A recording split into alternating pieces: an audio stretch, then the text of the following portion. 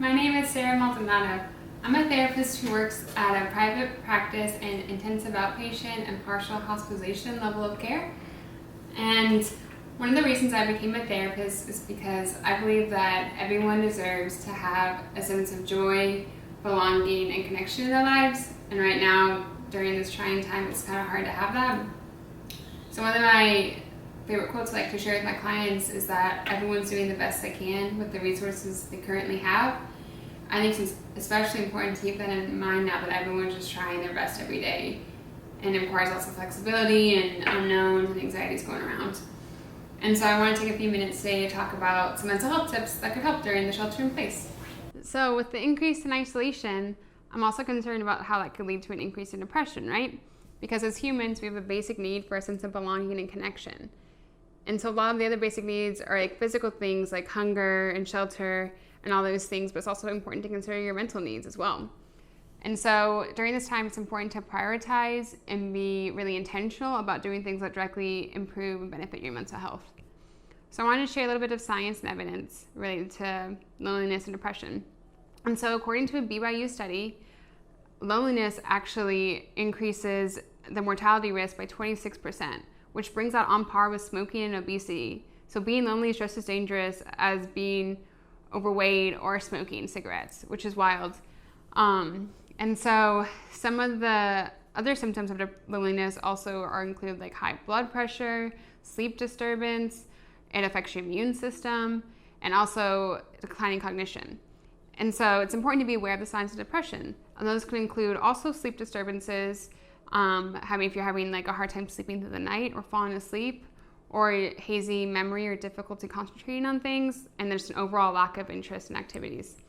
So I want to take a few minutes to show you some mental health tips you can do. Thank you. One of my favorite mental health tips is to come outside. And this could involve doing some type of movement, going for a walk, or working out, or just sitting outside and enjoying the sun. Vitamin D is shown to be very helpful to improve your mental health. Another mental health tip is to remind yourself to take breaths and breaks when needed. So breaks could look like coloring, it could look like stretching, it could making a quick phone call, or whatever you need to do to unwind for a few minutes. And just remind yourself that you can handle whatever is coming and try to decrease anxiety and stress. It can also be helpful to write gratitude lists, just to jot down a few things that you're grateful for during this hard time. It can also include things like something you're proud of yourself for doing that day, or something you're really good at, or the best part of your day. Anything to kind of train your brain to notice the positives. And it can also be helpful to make meaningful connections, like virtually with friends and family, and reach out to those loved ones, because we all know the dangers of isolation.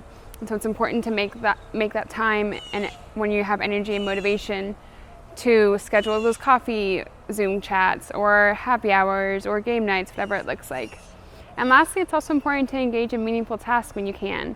So if that looks like chores around the house, like doing laundry, or if that looks like reading a book, anything to give you a sense of achievement and accomplishment is really great to give yourself some motivation and increase your mental health overall. Thank you so much. So in conclusion, I just want y'all to remember to try to take a few moments throughout your day to do something to improve your mental health, whatever that looks like for you. And to be on the lookout for warning signs for depression for yourself and loved ones, just because there's a chance for depression to increase with the increase in isolation. And overall, just trying to remind yourself it's okay to be flexible and self-compassionate with all these changes going on, and remind yourself that everyone's just doing the best they can. So thank you so much.